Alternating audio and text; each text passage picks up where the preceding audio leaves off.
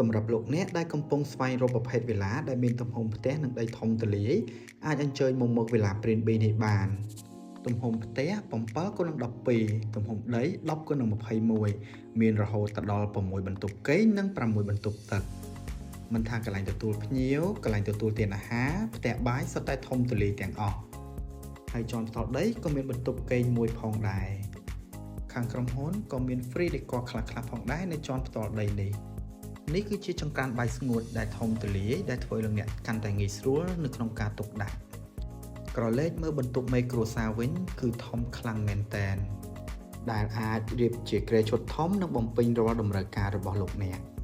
នេះជាបន្ទប់ make up និងកន្លែងផ្លាស់សម្លៀកបំពាក់ដែលលោកអ្នកអាច decor ទៅតាមអ្វីដែលលោកអ្នកស្រឡាញ់បាន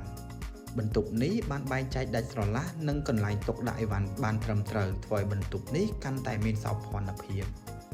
លើសពីនេះក៏មានវ៉ៃរ៉ង់ដាមួយផងដែរជណ្ដើរគឺមានភាពងាយស្រួលនៅក្នុងការឡើងចុះរីឯបន្ទប់សមាជិកនីមួយៗវិញគឺសុទ្ធតែធំទូលាយទាំងអស់ចំណុចពិសេសទាំងអស់នេះហើយដែលធ្វើឲ្យអតិថិជនមានការគាំទ្រច្រើនមែនទែនទៅលើប្រភេទវិឡាមួយនេះទាំងអតិថិជននៅក្នុងស្រុកនិងអតិថិជននៅក្រៅស្រុករីឯលក្ខខណ្ឌនៃការបង់ប្រាក់វិញគឺមានលក្ខខណ្ឌល្អៗមែនទែនអាចបត់បែនទៅតាមអតិថិជនបាន